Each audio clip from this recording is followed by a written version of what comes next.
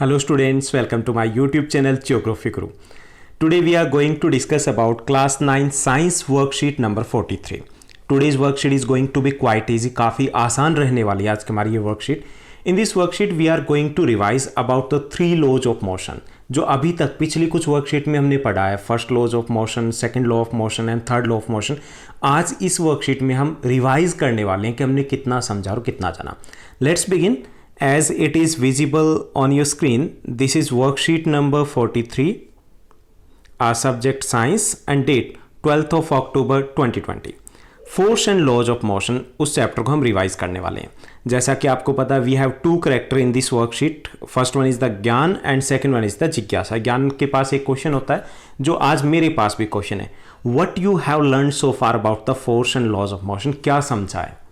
काफ़ी कुछ आपने समझा है. चलिए थोड़ा सा रिवाइज कर लेते हैं कि क्या पढ़ा हमने इस चैप्टर में फोर्स और लॉज ऑफ मोशन में. सबसे पहले हमने पढ़ा फोर्स के बारे में. फोर्स मीन्स पुश और पुल. जब हम किसी चीज़ को पुश करते हैं, किसी चीज़ को पुल करते हैं तो वो फोर्स होता है. ओके, ये क्लियर है सभी को. उसके बाद हमने ये भी पढ़ा कि फोर्स कैन बी बैलेंस्ड और it can be unbalanced. Balanced force क्या होता है? Resultant force is zero. Balanced होता है जब दोनों साइड से इक्वल फोर्स अगर हम अप्लाई करते हैं तो रिजल्ट क्या रहेगा? जीरो रहेगा. ओके. अनबैलेंस्ड फोर्स क्या होता है? अनबैलेंस्ड फोर्स में रिजल्ट जो रहेगा वो ग्रेटर देन जीरो होगा. उसमें क्या होता है कि जो बैलेंस जो फोर्स लगाया जा रहा है वो एक साइड अधिक होगा और एक साइड कम होगा, तो उसे हम बोलेंगे अनबैलेंस्ड फोर्स. मान लीजिए हम किसी टेबल को पुश करें दोनों साइड से. ओके. अगर दोनों साइड से बराबर है तो वो है बैलेंस्ड फोर्स और वो टेबल हिलेगा नहीं.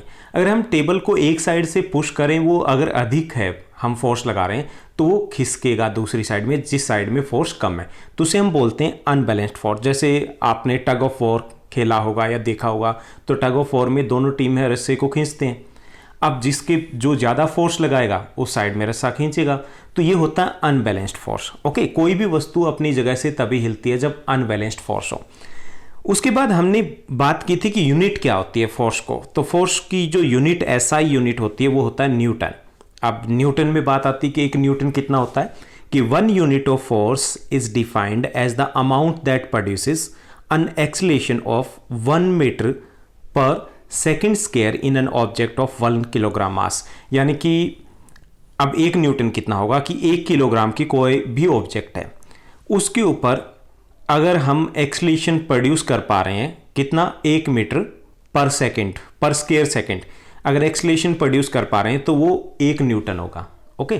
तो इसे हम किस में मापते हैं? फोर्स को न्यूटन में. न्यूटन एसआई इसकी इकाई रहेगी. उसके बाद हमने और क्या पढ़ा? इसमें पढ़ा था हमने लॉज ऑफ मोशन के बारे में.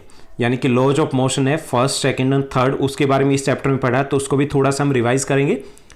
There are the 3 laws of motion. First laws of motion क्या है? First law of motion है any object remains in the state of rest or in uniform motion along a straight line unless compelled to change that state by an applied force. यानी कि कोई भी वस्तु है, कोई भी ऑब्जेक्ट है, वो अपनी ही पोजीशन में रहता है, चाहे वो रेस्ट में हो और चाहे वो किस में हो, मोशन में हो, जब तक उसके ऊपर कोई फोर्स अप्लाई ना हो, एक्सटर्नल फोर्स उसके ऊपर अप्लाई ना किया जाए. जैसे कि हम बस में खड़े हैं, ओके, और बस चलती है तो हमें क्या लगता है? धक्का लगता है. We feel jerk. क्यों फील करते हैं? क्योंकि हमारा जो अपर बॉडी पार्ट है वो उसी स्टेट में है. ओके. तो ये होता है, क्या बोलते हैं इसको? फर्स्ट लॉ ऑफ मोशन बोलते हैं कि जब तक कोई फोर्स ना लगे कोई भी वस्तु वो रेस्ट में या मोशन में वो वैसे ही रहेगी जब तक एक्सटर्नल फोर्स ना लगे. इसमें हमने जो फर्स्ट लॉ ऑफ मोशन है इनर्शिया के बारे में पढ़ा था और मास के बारे में पढ़ा था. अब इनर्शिया क्या होता है? Tendency to resist the change. Tendency या मेरिट कह सकते हैं किसी भी ऑब्जेक्ट का वो गुण, वो मेरिट जो उस वस्तु को कोई भी पोजीशन, चाहे वो मोशन में है चाहे वो रेस्ट में है, तो उसको उस पोजीशन को चेंज करने से रोकती है. जैसे हम टेबल को पुश करते हैं, बेंच को पुश करते हो, तो वो हमें जोर लगता है, ज़्यादा जोर लगाना पड़ता है ना, क्योंकि वो क्या कर रहा है, यहाँ पर रेजिस्ट किया जा रहा है कि वो वहाँ से खिसकना नहीं चाहता, तो उसे बोलते हैं इनर्शिया. हिंदी में बोलते हैं इसको जड़ता, कि कोई भी वस्तु का वो गुण जो उसको अपनी जो अवस्था है, जो भी पोजीशन है, उसमें बदलाव से रोकती है. मास क्या होता है? Measurement of inertia. उसको हम मेजरमेंट किस में करते हैं? मास में मेजरमेंट करते हैं. उसके बाद सेकंड लॉ ऑफ मोशन है जो बेहद आसान है कि the rate of change momentum of an object is proportional to applied unbalanced force in the direction of force. अब इसमें जो सेकंड लॉ ऑफ मोशन वो ये कहता है कि मोमेंटम है जो चेंज होगा, रेट ऑफ चेंज मोमेंटम में जो चेंज आएगा वो डिपेंड करेगा किसके ऊपर, अनबैलेंस्ड फोर्स के ऊपर। अनबैलेंस्ड फोर्स कितना है और किस डायरेक्शन में, इसके ऊपर डिपेंड करता है मोमेंटम का जो रेट ऑफ चेंज होगा। ओके, ये सेकंड लॉ ऑफ मोशन था। अब इसमें थर्ड लॉ ऑफ मोशन है। थर्ड लॉ ऑफ मोशन क्या है कि to every action there is an equal and opposite reaction, कि कोई भी वस्तु, जो भी ऑब्जेक्ट हैं, दो ऑब्जेक्ट है, वो एक दूसरे के ऊपर बल लगाते हैं, फोर्स लगाते हैं, लेकिन वो बल क्या है, इक्वल होता है लेकिन ऑपोजिट डायरेक्शन में होता है। ओके, तो उसे ये है थर्ड लॉ ऑफ मोशन। अब थर्ड लॉ ऑफ मोशन के बाद लास्ट वर्कशीट में हमने बात की थी law of conservation of momentum. अब law of conservation of momentum क्या कहता है कि टोटल जो मोमेंटम होगा किसी भी चीज का, कि वो सेम रहता है कब, फोर्स लगाने से पहले और फोर्स लगाने के बाद, यानी कि बल लगाने से पहले और उसके बाद वो इक्वल ही होगा, उसे बोलते हैं law of conservation of momentum. तो ये सब कुछ हमने इस चैप्टर में पढ़ा, इसको हमने रिवाइज किया। Now let's move to our question answers, that too is the part of the revision. Let's move. There is the first question, define one newton force. One newton force क्या होता है, किसे कहेंगे?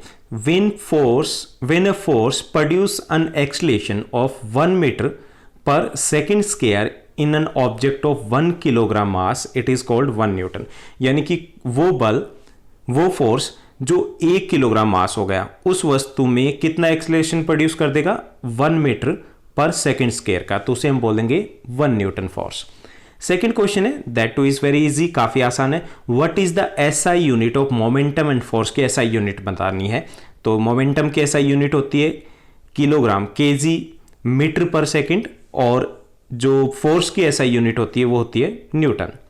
Third question is there, state 3 laws of motion. तीनों laws है वो हमें अभी वर्कशीट में भी हमने पढ़ा उनके बारे में, तो उनको दोबारा से हमें रिपीट करना है यहाँ पे। फर्स्ट लॉ ऑफ मोशन है कि if N object is in resting state, steady state में है वो, it will remain in the resting state until an external force is applied to it, and if it is in the motion state then it will remain in a state of uniform motion until it is externally applied a force। यानी कि अगर इसके ऊपर force लगाया जाएगा तभी उसकी position change होती है किसी भी ऑब्जेक्ट की। अगर वो मोशन में है तो मोशन में रहेगा, रेस्ट में है तो रेस्ट में रहेगा, जब तक एक्सटर्नल फोर्स ना लगाई जाए। तो this is the first law of motion.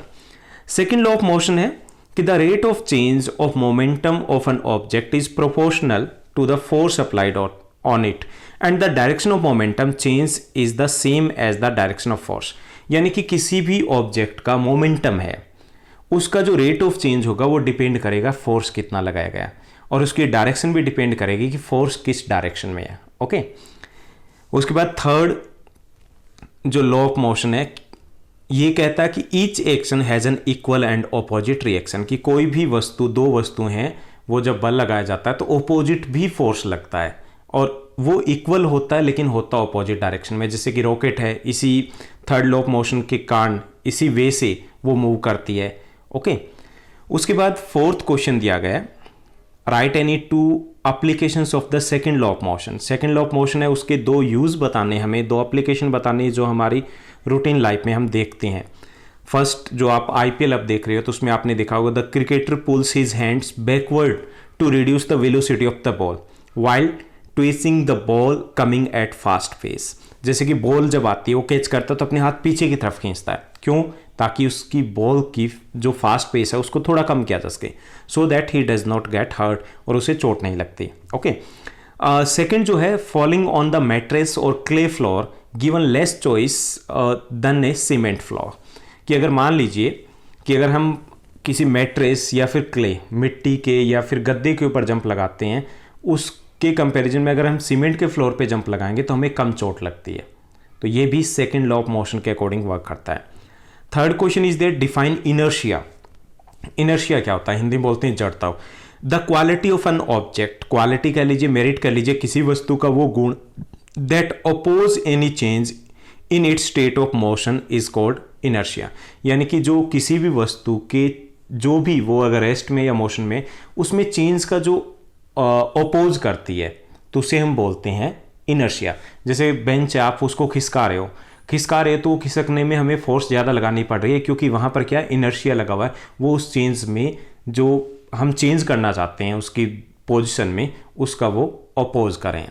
तो ये थी हमारी आज की आसान सी वर्कशीट जिसमें हमने रिवाइज किया इस चैप्टर को। I hope that your study is going well. ऐसे ही हमारे साथ बने रहिए। इस चैनल को लाइक शेयर सब्सक्राइब जरूर कीजिएगा। आज के लिए बस इतना ही। Thank you, bye bye, have a nice day.